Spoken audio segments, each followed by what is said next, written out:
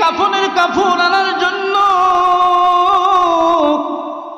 কেউ যাইবে বাঁশ কাটার জন্য।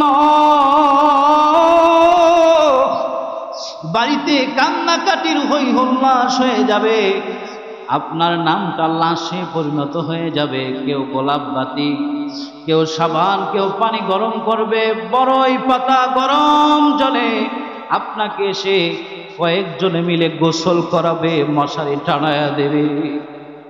আপনার শরীরটার দিকে তাকালে তখন দেখা যাবে নিথর দেহ পড়ে আছে। এত সুন্দর দেহ, এত শক্তি, এত সম্পদ, কোনো কিছু আর নিজে আর ব্যবহার করতে পারবে না। ঠিক কিনা কর? এই জন্য একটু চিন্তা করেন রে বাজার। এই দুনিয়ায় গাড়ি করলাম, বাড়ি করলাম, দুনিয়া